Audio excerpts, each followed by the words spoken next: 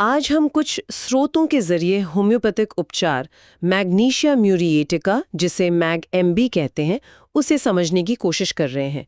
देखते हैं ये स्रोत इसके बारे में क्या बताते हैं। हाँ, ये स्रोत मैग एम की एक काफी दिलचस्प तस्वीर दिखाते हैं। हाँ, मतलब इसमें भावनात्मक और शारीरिक दोनों तरह के पहलू शामिल हैं। हाँ, खासकर व्यक्ति का स्वभाव, उनकी सेंसिटिविटी। बिल्कुल, और कुछ खास फिजिकल लक्षण भी। तो सबसे पहले जो बात ध्यान खींचती है वो है स्वभाव। सूत्र कहते हैं कि ये लोग मूल रूप से तो शांतिप्रिय होते हैं। हाँ, झगड़ों से बचने वाले। बिल्कुल, लेकिन वक्त के साथ उनमें एक तरह की कड़वाहट या असंतोष सा आ जाता है। ये गुस्सा नहीं है, बल्कि एक गहरी निराशा जैसी। सही कहा। और ये शांति बनाए रखने की कोशिश इतनी ज्यादा होती है कि ये अपनी फीलिंग्स को दबा लेते हैं। अच्छा। हाँ, सिर्फ इसलिए कि भाई दूसरों को बुरा ना लगे या माहौल ना बिगड़े। ये अंदर से बहुत सेंसिटिव होते हैं, ऐसा नहीं कि डरपोक हैं। पर दूसरों की शांति के लिए खुद को तकलीफ दे देते हैं। और एक और बात, इनमें जिम्मेदारी का एहसास भी कहते बहुत ज्यादा होता है। हाँ, बहुत ज्यादा, इतना कि अक्सर अपनी कैपेसिटी से ज्यादा काम ओढ़ लेते हैं। और फिर उसे पूरा ना कर पाने की चिंता में घुलते रहते हैं। एक तरह की एंग्जाइटी बनी रहती है। तो ये जो दबी हुई भावनाएं हैं और ये जिम्मेदारी का बोझ, हाँ, ये मिलकर उन्हें बेचैन कर देता है, थका हुआ बना देता है। रात को फिर आराम करना भी मुश्किल हो जाता है। नींद की दिक्कतें भी अजीब सी हैं। कुछ लोग तो कहते हैं सुबह तक सो ही नहीं पाते। हाँ, और कुछ ऐसे हैं जो शायद सो भी जाएं, मगर 4-5 घंटे बाद ही उठ जाते हैं। और उठने के बाद फ्रेश महसूस नहीं करते। बिल्कुल नहीं, एकदम थका हुआ, जैसे रात भर सोई ना हो। इसे कहते हैं अनरिफ्रेशिंग स्लीप। अच्छा। और स्रोत इसे या तो दबी हुई चिंता से जोड़ते हैं या फिर लिवर यानी जिगर की सुस्ती से। लिवर से? ये कैसे? हाँ, उनका कहना है कि जब लिवर ठीक से अपना काम नहीं कर पाता, मतलब डिटॉक्स वाला काम, हाँ, तो शरीर में टॉक्सिन जमा होने लगते हैं। ओके। और नतीजा, सुबह उठने पर दिमागी सुस्ती, मूड ऑफ, शरीर भारी भारी सा लगता है। मतलब उठ के एक्टिव होने में ही वक्त लग जाता है। अच्छा, तो मतलब एक सेंसिटिव, शांतिप्रिय, जिम्मेदार इंसान जो अंदर से थोड़ा कड़वा हो गया है, उसमें लिवर की दिक्कतें भी हो सकती हैं, ऐसा सूत्र मानते हैं। हाँ, ये कनेक्शन वो बताते हैं। काफी दिलचस्प है। वाकई।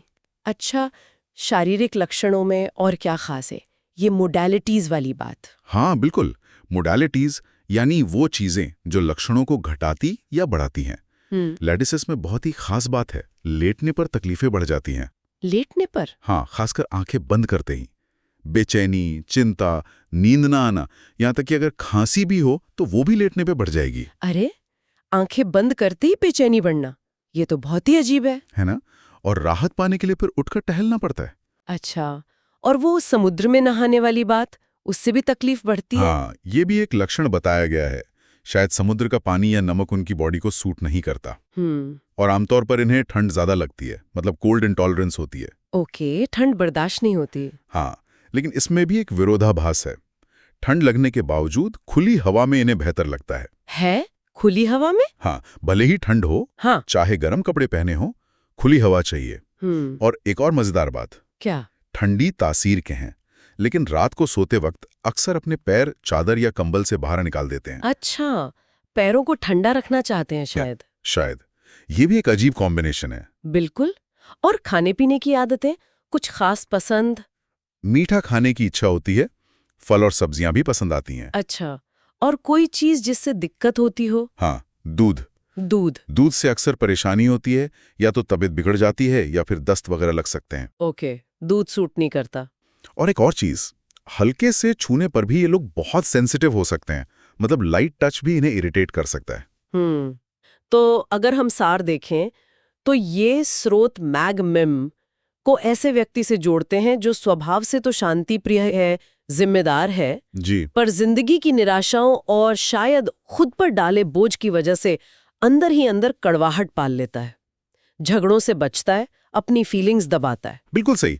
और शारीरिक तौर पर देखें तो वो ताजगी के बिना वाली नींद, लिवर का कनेक्शन, लेटने पर खासकर आंखें बंद करने पर तकलीफ बढ़ना, हाँ, ठंड लगना पर खुली हवा में आराम मिलना और दूध से परेशानी, ये कुछ मुख्य संकेत हैं। वाकई ये स्रोत सोचने पर मजबूर करते हैं कि कैसे हमारी गहरी भावनाएं, हमारी सेंसिटिविटी, टकराव से बचने की आदत हाँ, इन सब का असर सीधे तौर पर हमारे शारीरिक स्वास्थ्य पर, खासकर लिवर जैसे अंग पर पड़ सकता है, जैसा इन स्रोतों में बताया गया है। जी, ये मन और शरीर का जो कनेक्शन है ये बहुत गहरा है। बिल्कुल, इस पर यकीनन और भी गौर किया जा सकता है।